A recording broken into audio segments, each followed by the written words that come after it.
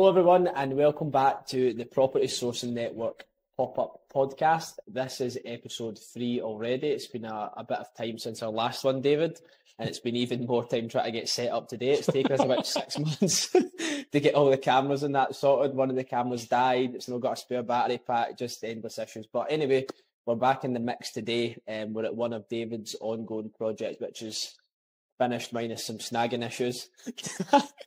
And we're going to be talking about assisted sales. So the assisted sales strategy is obviously a phenomenal strategy. It's limited startup input and we're going to really dig deep and get back to brick with it. So over to yourself, David. What's been happening with you over the course of the last few weeks? So a little update since the last podcast. I think it was about 3 weeks ago or something like that we recorded it. Managed to get another 7 deals at legals for clients.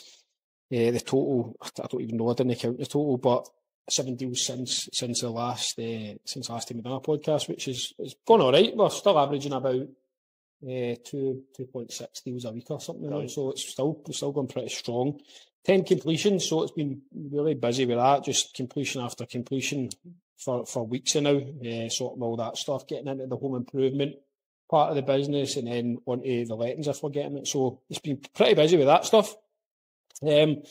Completed on the beer house, so we spoke about that one briefly before. It's obviously been in the group as well. I've put it in the group a few times, so that's complete. Got the keys, we got all that emptied. I think that should have been finished yesterday, which would have been Friday, and we're just going to get in and get the home report done, which we get a verbal that is going to come back better than we thought as well. Right. So we're just going to fire that back on. Give the buyer a little bit of discount. We've still got money in it. You've got money out it. Are you selling it through an agent or an auction? Probably going to. I've got a couple of contacts I'm going to. I've offered it to already. Then I'll probably try and sell it off market and then maybe auction. But I'm tempted for the auction route just purely because quite exciting, isn't it? It's an exciting one, and you might get a few people wanting to bid for it. So I'm kind of toying with that. I would two minds. I think. I know. At the end of the day, if it doesn't meet your reserve price, sell it. Well, I know, so that's the thing, innit? That's the thing. So I completed that. That's going to be a good one for us. I got an offer accepted for myself, a 1-bed in Johnston. So this was an off-market lead that just came at me. The guy, his brother, had died in the flat, and it was a massive burden. Massive burden. I've probably never experienced a seller wanting to get rid of a property so much in my life. Right? It was literally like, just get this off my hands type thing. So I put an offer in for that. It's been accepted. That's in legals and that'll complete at the end of May. So I'll probably do the same sort of things at your house, just straight back on. Right. And then obviously this assisted sale is on the market now. So as of yesterday, that's went on the market. So over to Vicky for the PSN group and our team, I'll upload a board to try and get a good result. What about yourself? Brilliant, good stuff. Yes, I've not dug as deep as you. I think I've got about 18 deals in conveyancing at the moment. One of the big challenges I'm having at the minute is just trying to get stuff over the line. I've had like stuff go all the way to completion date, and then the buyers that were going to buy it, their buyers, like there was a problem with the title and stuff like that, which could have been checked at any time, but as usual, the solicitor left it to the last minute. So struggling on to get stuff over the line, particularly the kind of estate agency side of stuff where the buyers are buying with residential mortgages and stuff like that. It's been a pain in the arse. And I spoke to someone else who's quite big in the Edinburgh property community, and he said he's having exactly the same thing in terms of getting people over the line. He seems to think that because of the economy and whatnot, people are opting for cheaper lawyers as opposed to more expensive lawyers. So he says obviously with the level of service with these like online lawyers and stuff like that, it's going to be much less, and maybe the people aren't as qualified and stuff like that. So he was kind of saying that that's what he thought looking at the market in terms of that stuff taking longer. But it was interesting to see that people are also seeing that in the market. I've got about 7 refurbs or something on the go, so it's quite a lot of work in managing that. I've had a couple of completions, got a really good auction referral that went last week, I think. That was a pub in Blantyre that we looked at. It was good. We had the sort of option to buy it myself and a contact that passed me it for like probably 4 times what it went for at auction. So thank God we never done that. we had the option to buy it at 80. Once the work on that was done, so it was a bit different, but I think it sold for like high 20s or something like that. So thank fuck we never done that. It would have been a money pit, but I'll say less about that. So I've had about 3-4 completions, including that one. The estate agency stuff's been ticking over. I've only really got a handful of listings that we're waiting to get offers on. Everything else is in conveyancing, which is pretty good. I've got quite an exciting announcement, which I'll share in the sort of coming weeks about something that I've kind of spoken to you about, sort of another avenue to the business, which I'm quite excited about. And then obviously it's just cracking on with the PSN stuff. So we've had a couple of good calls yesterday, a good couple of guests from our network. So we had Terry Blackburn on the call, and this coming up call we've got Tom Smith from Northern Ireland, which is quite... Smith, is it Smith? I think it's Smith, mate. Yeah, well, I've been John Corey as well, we had him, he was brilliant. John Corey's a contact of mine from a few years ago. He used to work for Steve Jobs before Steve Jobs worked at Apple. So he was a really, really good call guest. The feedback and stuff was amazing, isn't it? So that's kind of one thing we're trying to level up in the PSN community. Instead of just hearing from me and you all the time, it's trying to get those really, really good quality guests in to add as much value to the group as possible. So other than that, it's been fairly quiet. I've still sold plenty of deals, but as I say, it's just waiting for completions. And then I'm really looking for something else to buy myself. I've not had a really solid opportunity come past my desk for a wee while, particularly in terms of my own market and stuff. So I'm hoping that it probably can't be too long before I get something really good that comes through that we can buy. So other than that, a few challenges with marketing and stuff like that. And then it's been pretty smooth sailing the last couple of weeks. Good. We've got some members ones. We've not really touched on this before, but we feel it's quite important to sort of just show you what's actually going on as well. And just in terms of, we're quite big on this way inside the network, that it isn't just about me and Matt. It's not like the David and Matt show, because we just wouldn't have any members after a while. I don't think they're sick of listening to us. That's how we make a big emphasis on getting good guests, getting members active in the group and whatnot. And some wins that we've picked out for the last sort of week or two. One in particular with Alex, that was doing 2-1 with us. So he got his first deal in conveyancing, I think, after about 6 or 7 weeks with us. So that's completed yesterday. So we're absolutely over the moon about that. He's buzzing about that. Alex was he's a brilliant client to work with, actually. I really enjoyed working with him. I thought he was spot on. He just took all the information on board.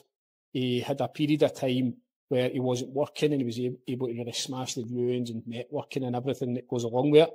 Managed to land his first deal, close with a couple of others as well. So it was brilliant. Get Lewis Anderson, who got a deal over the line, 20% discount, and sold to one of our investors as well, one of my investors, so he brought that one to us. Another brilliant one. The one that I really liked was the one for Lawrence, getting an offer accepted on a flip. So purchase for 30k, refurb under 2k, is it seen there? Yeah, it looks like it. Offer. So that looks like it's going to be a cracker, that one. Lucas Houston and Rio doing good things as well, man. Yeah, totally. And obviously Sean Spalding as well. So Sean Spalding, obviously, as well. Obviously Sean does a lot of your project management in the company you guys have got. So he's done this one, which we'll touch on. He's done a project for one of my Hong Kong investors in Cambuslang, which I'm putting on the market, which will go live probably next week, which is good. But it's interesting about Sean, obviously, because his story is quite unique, isn't it, in terms of the stuff that he had going on with his previous employer and whatnot. And he says he made $8,000 or something like that this month? It's pretty mad, isn't it? First full month for properties, made $8,000, Bet you never made $8,000 in your first month, mate. 10. I'm 18 then. You're definitely living a reef, aren't you? Totally.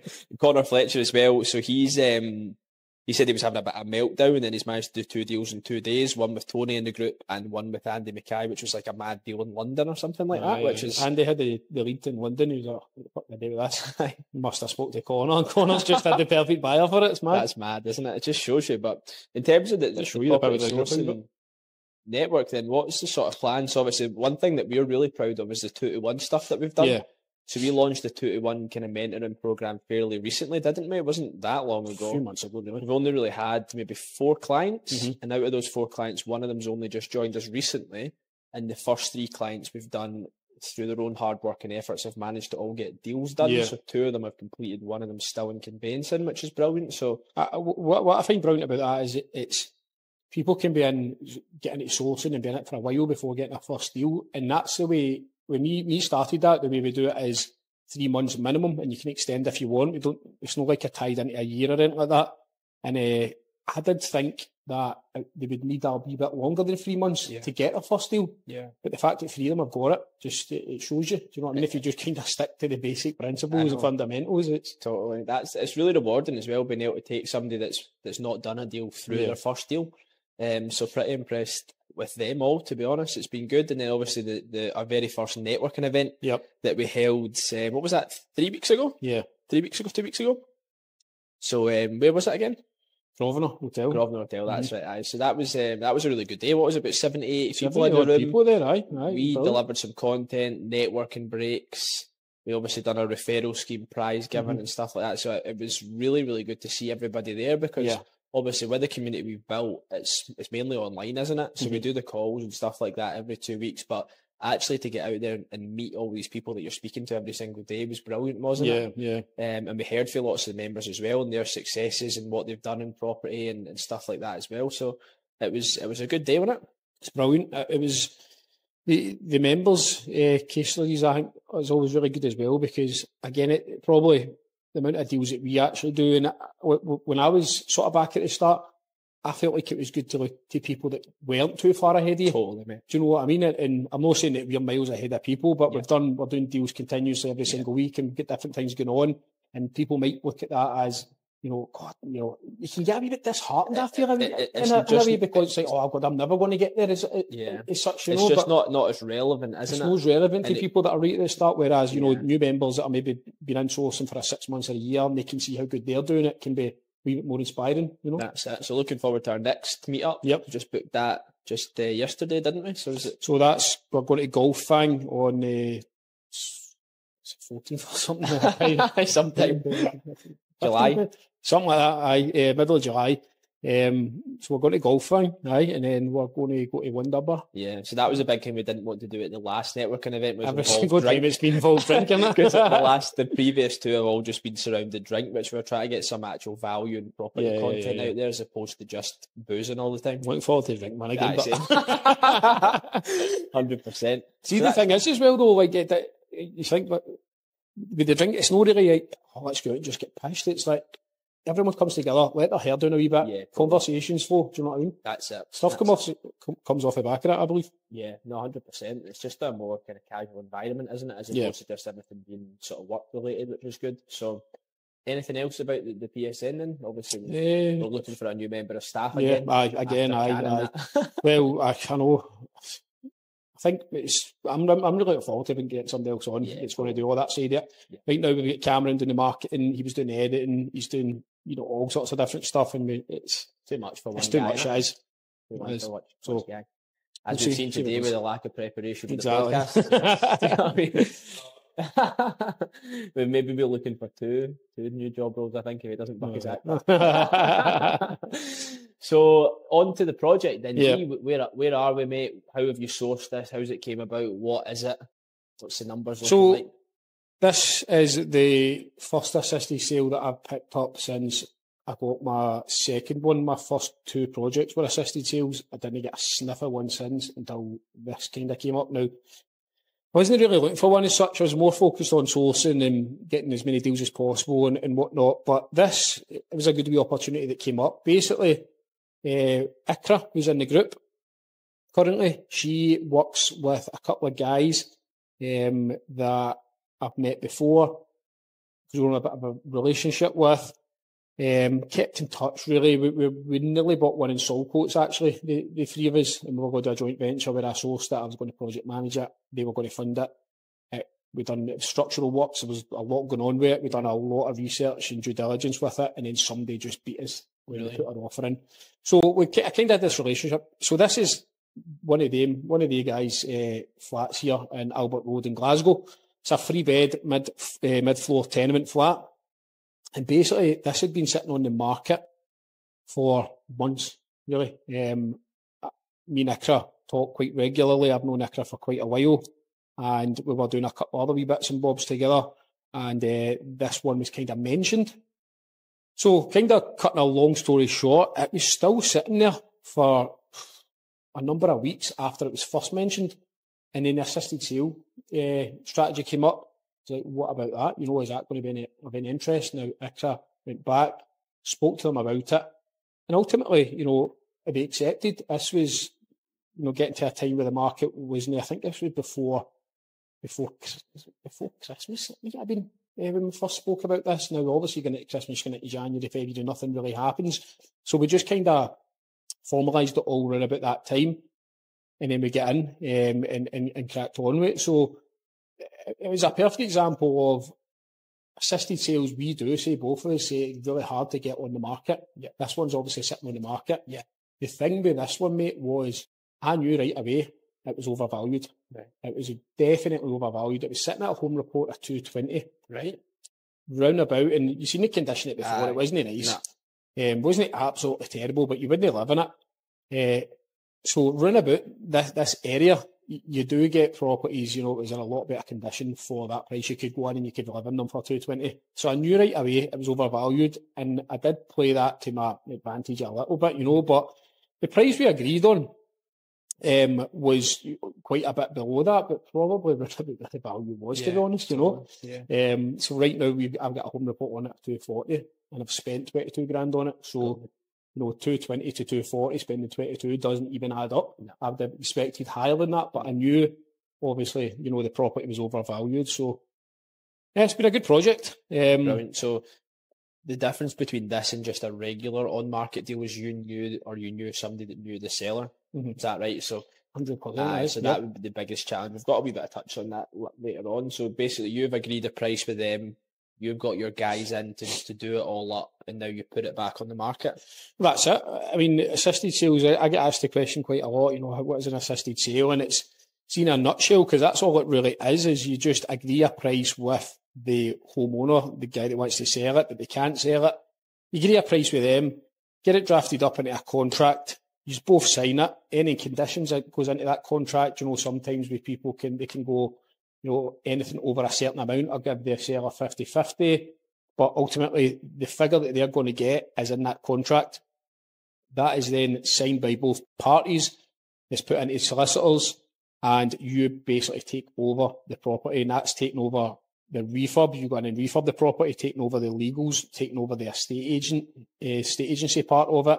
The price that is agreed is the price that seller will get at the end, plus any conditions if you've agreed any. So It's a brilliant strategy if, you know, like properties like that sitting on the market for ages, or you find wee gems off market that you maybe don't want to buy. You don't want to pay the 6% ADS and everything else that goes with it. I think that's what's so powerful about it, is you don't need the big deposit funds. Yep. You don't need loads of money behind you. You don't have to pay the stamp duty. You don't have to wait for the conveyancing process for you to buy it. You don't, you know, it's just such a quicker process. But the other thing that I like about it is that contract, although there's lots of terms and conditions that need to be in there, it's almost like a blank sheet of paper, isn't it? Mm-hmm. Because you can add in wee bits and bobs to suit both parties, which I think is really unique. So it's such I wish I could do, I've never actually really done one, which we'll come on to in the end, in terms of doing a full refurb. In terms of this one then, have you secured your interest? Have you got a charge on the property? How have you worked that? Have you done that before? Yeah. So one of them, the second one we ever done, we didn't bother with any of that, because it was literally, you know, 12 grand I think we spent. We actually had quite a lot of issues. I think we're going to touch on a couple of case studies a wee bit later, but I can touch on that briefly, but that was crazy. So this one, not really a lesson learned as such. It's something you should always do. It's just we thought we were going to be in and out that quick that time, that we didn't. Quite stupid. But in terms of what I do, is I'll take a charge over the property for the amount that I'm going to spend on the refurb, plus a bit more. Right. So if they decide that they want to take it away from you somehow and sell it themselves, they've already signed to that charge. So if I spend 30 grand on it, I'll put a charge for 40. That's what I normally do. And I don't do that. Like, I don't want to do that to cover myself. If I feel like the refurb's going to be X amount, that kind of contingency in case I spend more, in case, you know, just to know that I'm secured that way, I'm going to get my money back. Apart from that, you know, I think is it either a trust or a power of attorney or something that you take over the property. You know me, you're the same. I'm quite big on just letting solicitors do their job and making sure I'm covered, you know what I mean? But I know I do take that charge, that monetary charge over the property. Yeah. And what about, you hear some people sometimes they change the locks and stuff like that? Yeah, I've not done that with this one either. No. It's just, assisted sales for me, one of the biggest things is there has to be an element of trust. You can't do it with somebody you just meet and they say, oh, that sounds good, let's do it, let's get it signed. Like, there's always a lot of back and forth in an assisted sale, quite a lot explaining a lot of the time. And most of the time, you've already kind of built that wee relationship through the course of just doing that. Yeah. Or maybe you've tried to buy it, or maybe you've tried to help them out in another way.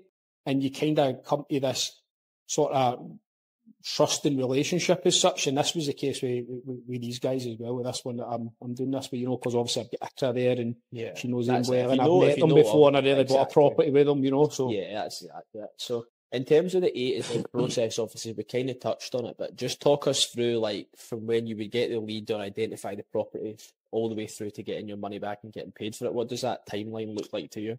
Yeah, so timeline-wise, it can be anything for sort of weeks to months, I suppose.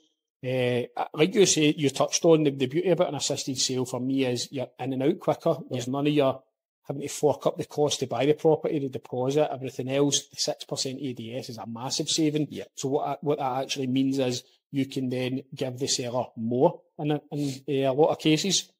Our first ever assisted sale, the home report was 80. We gave that guy 83.5. Because we knew there was so much more money in it at the other end.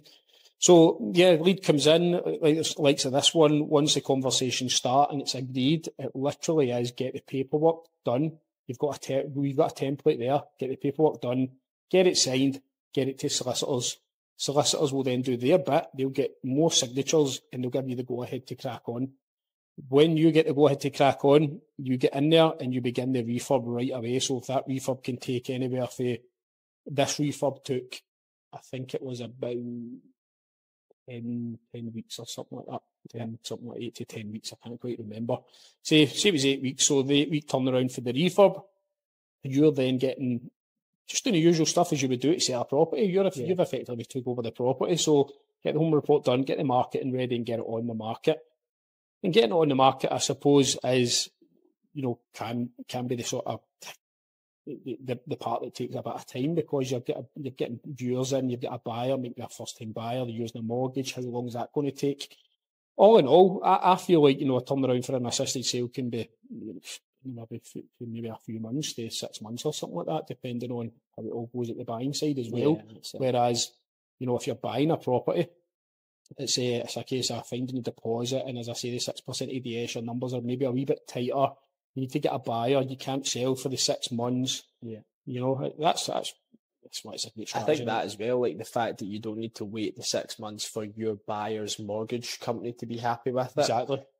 For the points we've outlined previously, that 6 month rule and the return on investment you get. I mean, if you spend 20 grand, you'd probably be hoping to make 20 grand profit on it. So you're making 100% on your money. There's not really anything else you can do. So it's such a powerful strategy. But I think the biggest bottleneck for people, which you'll be able to sort of enlighten us to, is like, how do you pitch this to sellers? Because it is quite a difficult, it's not just we'll buy your property for X, there's quite a big skill set behind that. Yeah. So how would you go about doing that to sellers just to show them the benefits and whatnot? See, the biggest thing, in my opinion, is that the assisted sale isn't just beneficial for us, it's beneficial for them. I mean, look at this. This was sitting on the market for months, right? That could have still been sitting on the market, overvalued, nobody offering, because buyers aren't daft. They know it's overvalued. Yeah. Do you know what I mean? They can see they can see there's a property in better condition for the same price. Why would they buy this? Yeah. And I just don't get why agents and surveyors do that. But what do you ask me again? How do you pitch it, mate? How do you make this happen? So, a long day, innit? So pitching it, for me, it's down to one thing, and a couple of things, but one thing in particular is you can actually give them more than what they're wanting. Do you know what I mean? Like, the first assisted sale leader, as I said, 3.5 grand over. The second one, they get a really good price as well. Like, you can actually give them, if you're going to buy this, you need to take the ADS and everything else into consideration. The 6 months, your offer's a lot lower. That's the first thing for me. The second thing is that it actually suits them so much if their property is just going to be sitting there on the market, no movement, weeks and months are passing, whereas you could have just been in, doing a bit of renovation to that, you've secured the price with them already, it's into solicitors, do your bit, get it on the market for them and get it sold, Yeah, absolutely. So if I'm the seller then and you're approaching me, what's that actually look like? What are you saying to these people so they jump at it? Do you know what I mean? So obviously you've outlined the benefits and that, but in terms of actually pitching it, how would you do that? So, I mean, a few different ways, really, I suppose. The main way that I don't go in it, and you heard a lot of people say, oh, I've got a potential assisted sale here. Yeah. And I think that's one of the most stupid things I've ever heard, because you don't know if you've got a potential assisted sale until you've went and done the viewing and spoke to the seller and see their situation and everything. So it isn't a case of going in and going like that, assisted sale. You know, you need to actually speak to them, find out what it is they want, find out their position, their situation, what's going on, you know, what's maybe the pain points, especially if it's off market. And then you're building a picture in your head to think, right, this will work as an assisted sale, because they might tell you something like, look, they're not in a rush, but they need the maximum amount of money because they've got mortgages outstanding. So right away I'm thinking, listen, I can't give you what you want, but I know one way I could. We can maybe structure an assisted sale. This is how it works. And then I'd maybe start talking to them about it. So you need to find out the situation first. And it is all about, it's all in the situation. Somebody comes to, if you go into a lead and they're saying, listen, I'd just gone today, like they're not going to take an assisted sale because they're not going to wait. They just want to get it sold, you know? Yeah, absolutely. No, you're spot on. It's like anything, isn't it? You've just got to understand where that person is in their life in order to, so you can best serve them. So 100%. It's like having like tools in a toolbox, isn't it? People say like, you can just, you know, chop and choose which one is cash buy, sell to a client, put it on the market, repair to auction, assisted sale, whatever it may be. One of the big things we get all the time, mate, is somebody goes out to look at something on Rightmove with an estate agent and they say, oh, do you think this could be a potential assisted sale? Exactly. That's what's meaning now. What is the chat with that, mate? Can you do assisted sales on market, or how does that work? Well, I tell everybody it's so hard to get assisted sales in the market because you've got an agent to deal with, but I was direct to the seller here, really, even though it was on the market. First one, we actually went to buy it. Purple Bricks, the best estate agency in the world. They're so qualified.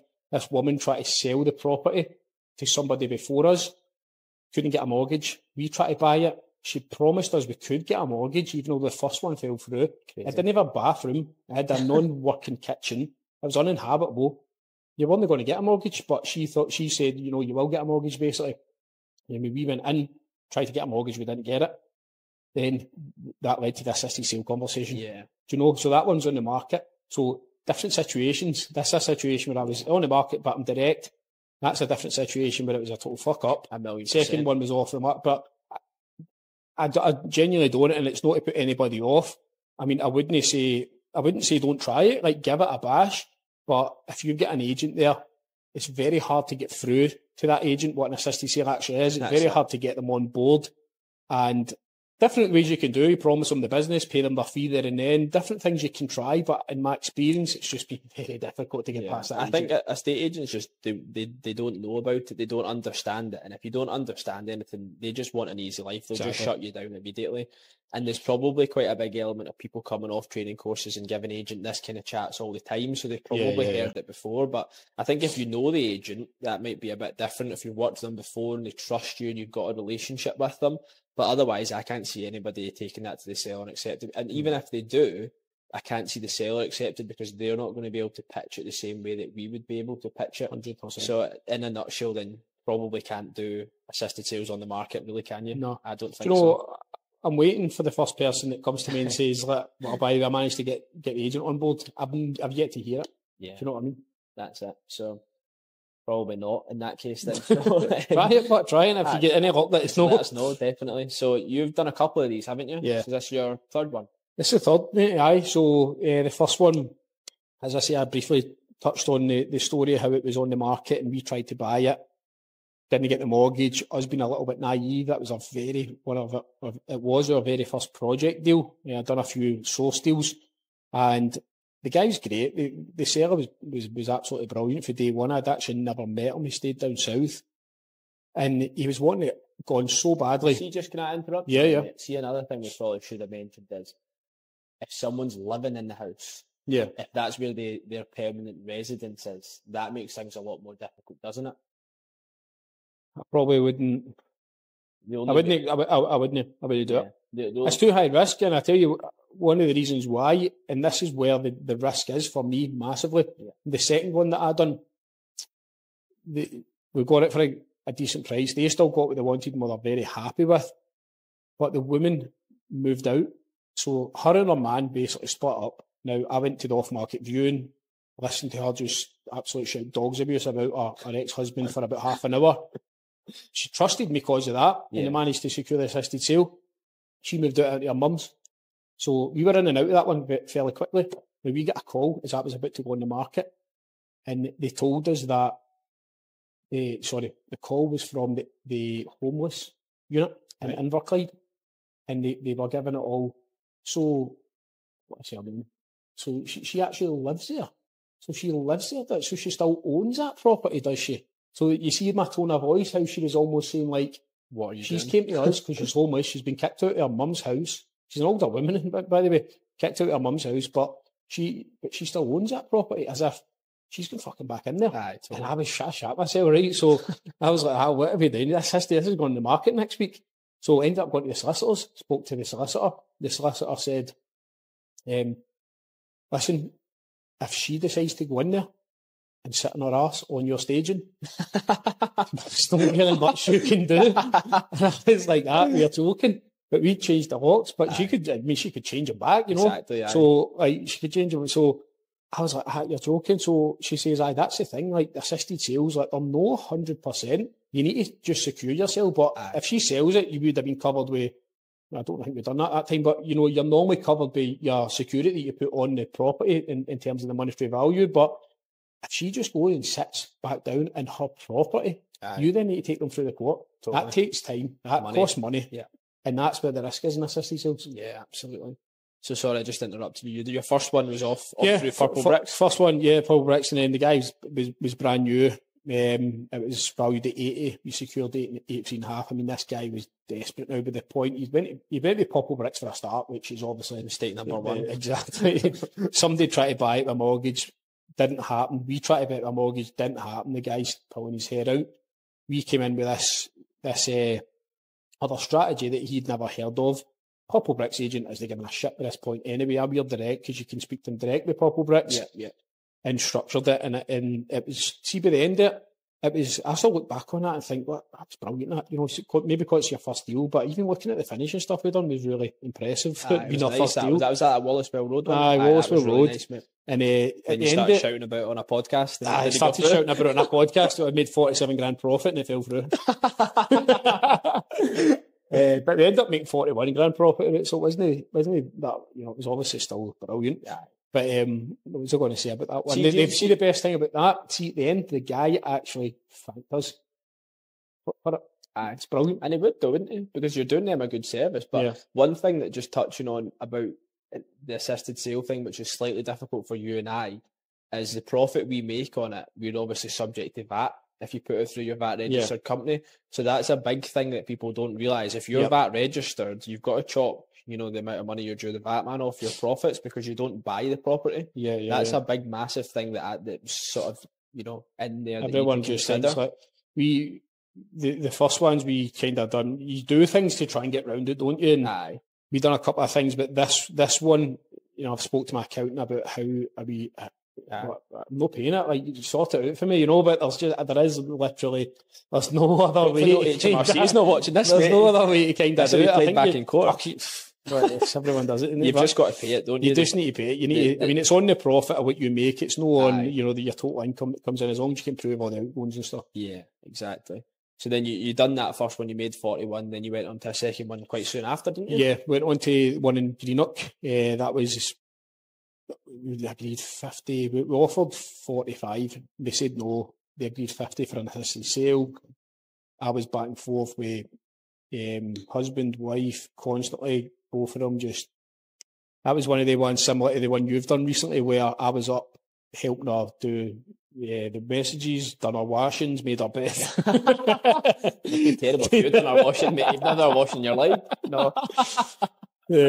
So you just helped her so much, and then towards the end I sorted removals with Chris Bradley's company that's in the PSN network, so he got a bunch of guys down there, and we went to 3 different households. It was one of the ones where you just done what you had to do to get the deal, get in, get a refurb, and then we made 21,000 out of that. So. Because you do hear people that do assisted sales where they live there, and you hear them putting them up in B&Bs and stuff like that. But what happens if it doesn't sell? To me, that's too high risk, because even if it does sell, you could sell it the same day. But if it's a mortgage buy, you could be 12 weeks down the line. You could be paying a B&B for 12 weeks, and then your profits just going. I think it's all about just taking it in your numbers, isn't it? Really, that's all you need to. And I agree with you. I think you would need to be factoring about 12 weeks or something like that, 100%. If you're doing something like that, I think I've heard one or two people go down that route, and I wouldn't be opposed to it, to be honest, as long as the numbers are going to work. And that's what we were talking earlier, like the blank sheet of paper. You can structure it as you see fit. Exactly. It's like a blank sheet of paper. What works for you? What works for the seller? What works for both of you? Yep. So you've done these two, and then this is your third one. So what's the sort of numbers looking like on this one? I so briefly touched on it before. So this was valued at 220,000. Obviously overvalued. It's mad, isn't it? Crazy. Is this what area of Glasgow is this in? Is it like West End or? No, it's south. It's like Queen's Park type area, right? But I think it's classed as Govanhill, right? So, but it's right on kind of cut a quick. So some of Govanhill's dead rough, but it's on the good end of Govanhill type thing, you know. That's so it's one of the ones I think. That's what it says in the list. That's what I'm trying to say. It's a mixed bag of people that you see cutting about these things. We've been here a couple of times, haven't we? So I haven't. You've obviously been here a lot more, but it's an interesting, quite diverse population. Exactly. Like somebody in the PSN community actually told me that it's quite hippie. You know, there's a lot of hippie people about here, but I don't think a lot of Asian people about here. I don't think hippies have got $250,000 to buy this. But no. A lot of Asian people though. There's quite a big Asian community around about here as well. So. One of them with big money just buy it 240 cash and I'll be happy. 245, mate. So, it was valued at 220. We've secured it for 100. What do you think it was actually valued at? Sorry. I think it's probably valued about 200, 210 at a push. Really? Just goes to show you that 200, 210. Don't trust the home reports, innit? No, 100%, honestly, and that's just pure experience. Obviously, looking at hundreds of home reports, just knowing what you're doing to actually spot that is overvalued, you know. So valued at 220, we secured it for 190. There's no conditions or anything. It's just I get in, done my thing, refurb finished. It's now staged. It's valued at 240,000. We spent 22,000 on it, including project management. Okay, so 20 grand really we spent. On the refurb, couple of grand project management through Sean. So, so all in, you know, would probably be 22,000 for that, 2,000 for the estate agency, probably a couple of grand for legals, a wee bit extra with assisted sale in there and stuff like that. So, do you know what I like about your ones, mate? Is you seem to have plenty of margin in it. Mm-hmm. I've heard of people doing assisted sales in the past where it's quite tight, and they maybe do things they shouldn't have done, because. If, for example, this goes on the market and God forbid you can't sell it, you can just drop the price to a certain price. Exactly. Do you know what I mean? Whereas some people, they can't really drop it too much. Yeah. Because the numbers are too tight. So, like, my biggest thing is, you know, buying stuff at a discount. Yeah. So, like, I've just constantly... Discount drives everything. The cash flow. You seem to have negotiated a good discount on this one and do an assisted sale, which I think is the sweet spot. Yep. I think people try and be too kind to the seller, maybe, and give them too much money, and then it makes their life difficult if they can't sell it and they've got to drop and they maybe end up walking away with not very much money for their time. Do you know, I've been quite guilty. I've been too nice to sellers, probably more so with source deals. Like, I don't rip it with sales fees. I don't rip it with buyer's fees. I like to get my money and get on to it. Everybody's happy type thing. Yeah. But in terms of my own stuff, I'm really at a stage now where, like, I've got another assisted sale that I've agreed, and the sellers try to get another grand out of me. £1,000 to cover our council tax or something like that. And I've said no. And I'm like, I've gave you a fair offer here. Yeah. And the assisted sale works for you. Yeah. It works for everybody. This is my offer, take it or leave it type thing. Whereas at the start, before, you might have been just like, I just do it, you know. You're desperate to get the deals, you're kind of desperate. And it's like the numbers and the margin has to work, because as much as I've got, Sean will do the project management and stuff, it still is a bit of effort, and you're still having to check in with him, and things go wrong, and it's your money, and then, you know, it's unforeseens and all that, and it's a wee bit, it takes a bit of headspace, I suppose. So for me, definitely the numbers do have to do have to stack. You know, like you say, a lot of people will spend 5 to make 5 in an assisted sale. I used to think, oh, that's good because 100% ROI and you'll do very much work, but you're still having to go through that.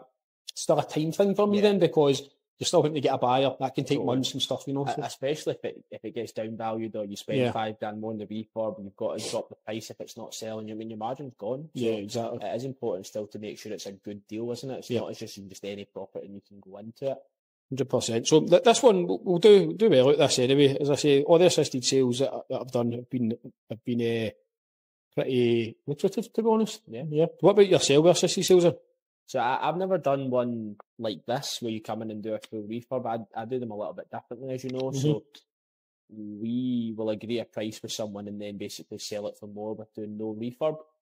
So I kind of mentioned this a couple of times in the group and stuff like that, but it's just such a good way of just making money from stuff. Do you know what I mean? So you go out, agree a price with the seller, and then it's your job to sell it for more. So obviously if you've got the access to Rightmove and whatnot, it makes things a lot easier. And it's what a lot of the big boys like Springbok and stuff like that will do, isn't it? Where they'll agree a price with a seller, you get a certain amount of time frame to sell it, and then whatever you sell it for is basically yours. They get their price minus any, well, including any cost. So that's their net figure. So that works really well for me. One of the ones that I did do with a bit of a refurb, which was actually my very first one, was a little flat in Galashiels where my office is. So I think you got the home report on that at 80,000. The home report came back with a 3 for the roof.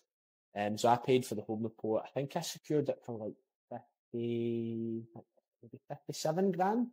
So signed the contract at 57. I paid for the home report. Came back with 3 on the roof. I got a guy that I know to jump up on the roof and fix a few slates, which cost me 250 quid. And then I paid for the refresh home report. So all in, it was about 900 quid, something like that. We ended up selling that to a cash buyer through the estate agency for 71, I think. So all in all, after legals and my costs, I made 12.5 grand profit off it. So from £900 spent to 12.5 grand, pretty good going. But actually, interestingly, it sat on the market for a wee while, and I was a little bit too and go. I actually had another offer on it, which was a mortgage buyer for like 65 or something like that. And I was working on a Saturday, and someone randomly just came in, and I said, "Oh, we've got an offer on it. I think we're going to accept it." She was like, "Please, my daughter wants to see it." Took it out, and then she basically agreed there and then 71 cash for an 80 grand home report. So I was like, happy days, 4 weeks later, money in the bank. So somebody can work out what the ROI is on that for 900 quid to 12.5 grand profit. But those are the ones that I like, where there's not very much risk, and just being a little bit more creative. Obviously, it's a totally different pitch. It's a different contract. It's all probably a wee bit more skill set in it. But it's so unbelievably lucrative, and it's definitely something that I'm looking to do more of this year, which is good. It's one of these strategies where I think you were kind of in and about that strategy when I first just heard it, really.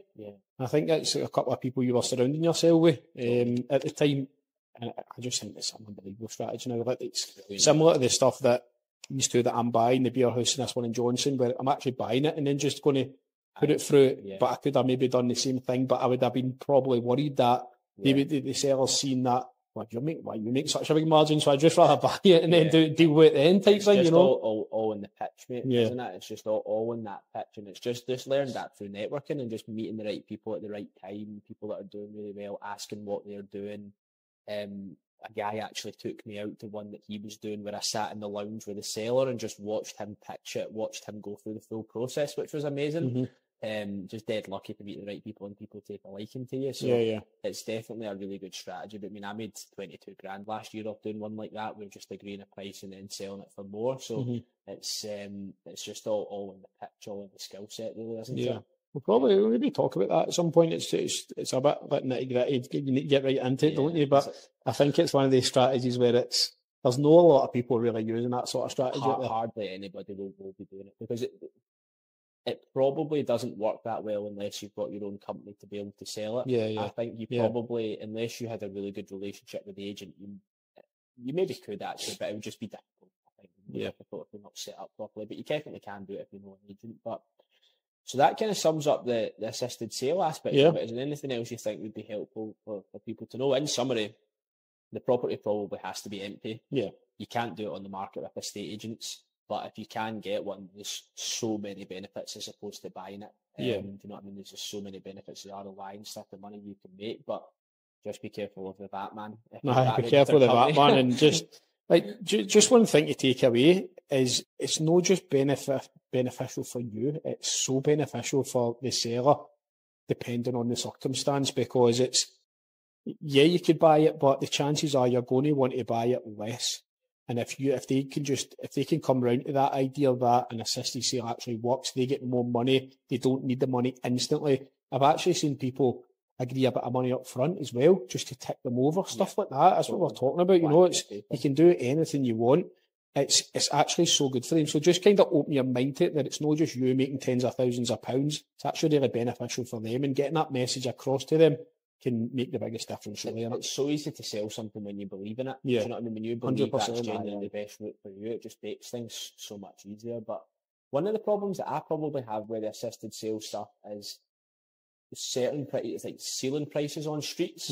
Like you can see this property. Like I remember that one in Livingston that I just shared the other day that we bought. That was valued at like 90k or something like that in current condition. We sold that for 176. Yeah, that's a huge uplift. But a lot of the time when I see stuff, there's not as big an uplift in it for people. Do you know what I mean? Like the numbers are quite tight. Like maybe a good condition one's at 130 and this one's at 110 or something like that. And it still needs the 20 grand worth of work. So it just has to be the right opportunity. It has to be enough margin. Yeah, absolutely. Definitely. Cool. Right, we'll crack on with some Q&As from Instagram. Aye. So the first question is, how did Matt and David meet?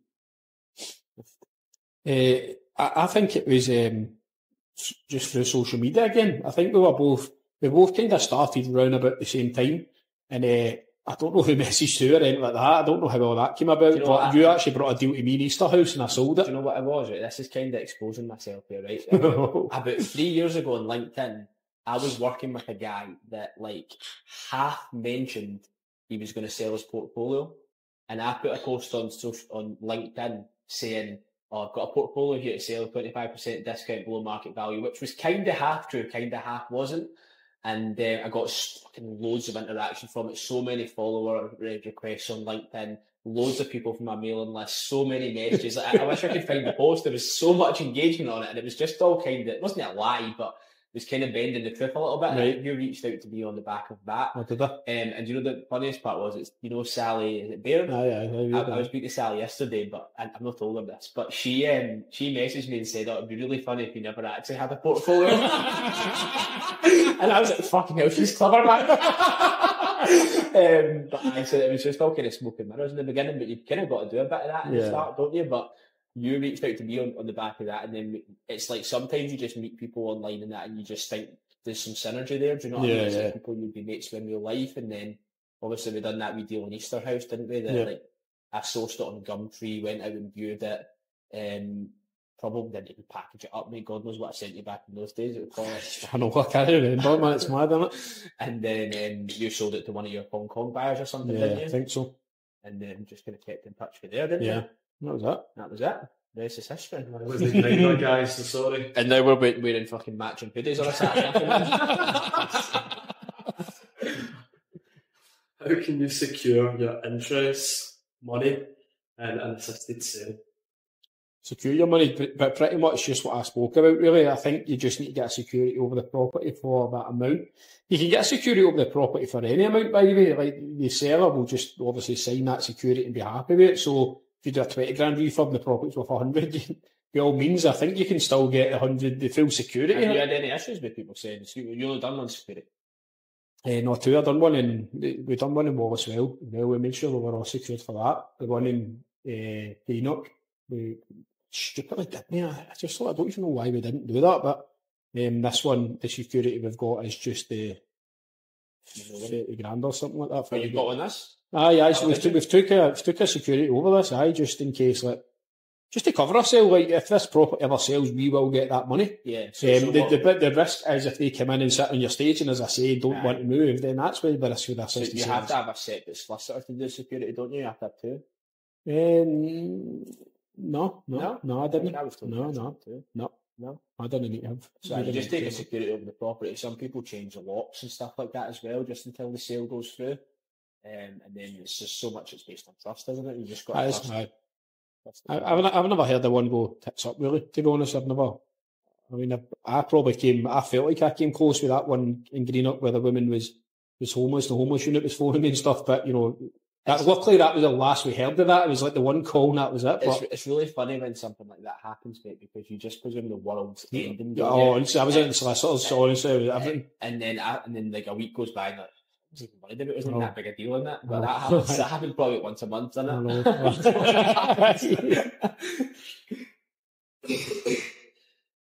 What's the best way to find off-market views?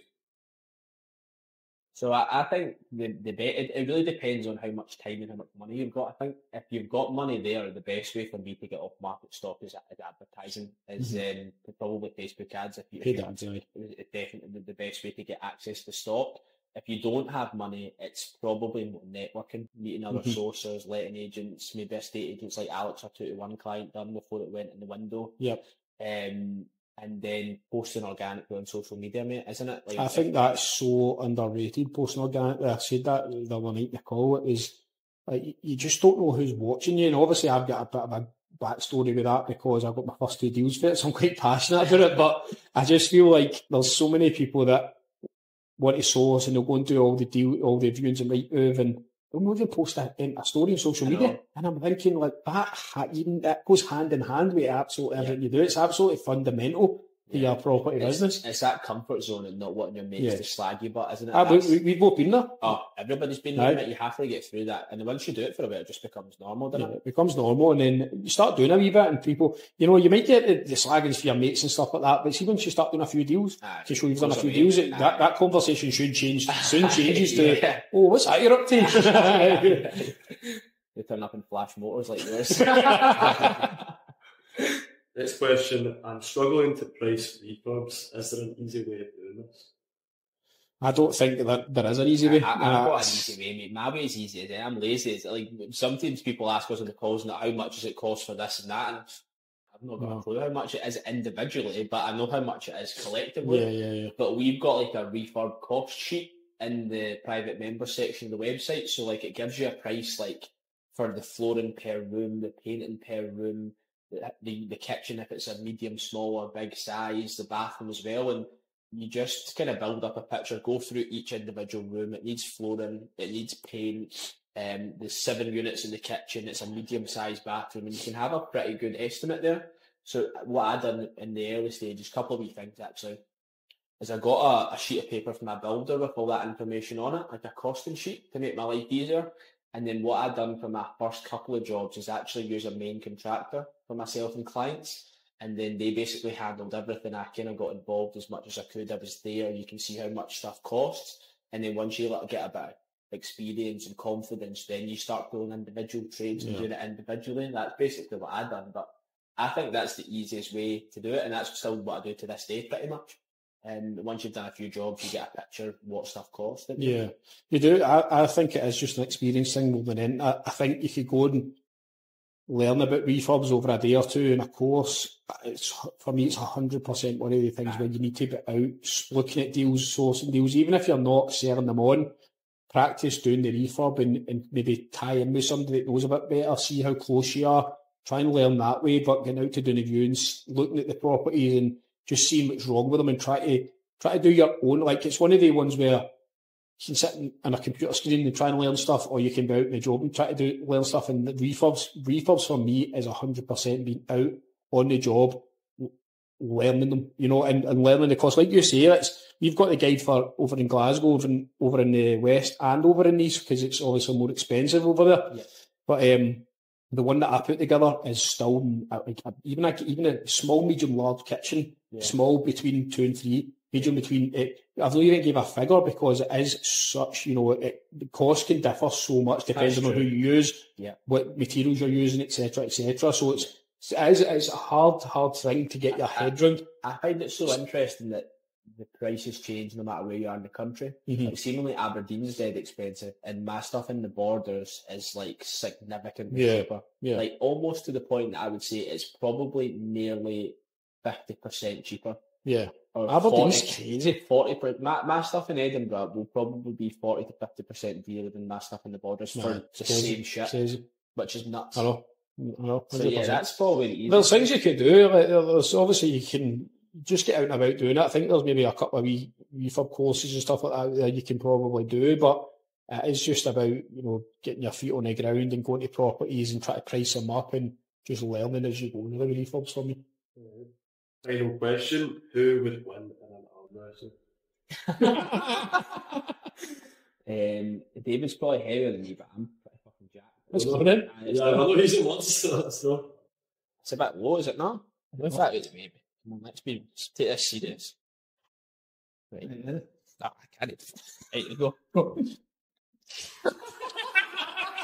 Not even a fucking challenge. Go about 40 I think it's thinking up it. We'll be doing that again. Right, so you want to wrap up? So, thank you so much for listening, everybody. It's been a pleasure. You just did that That was. Can we cut that? there?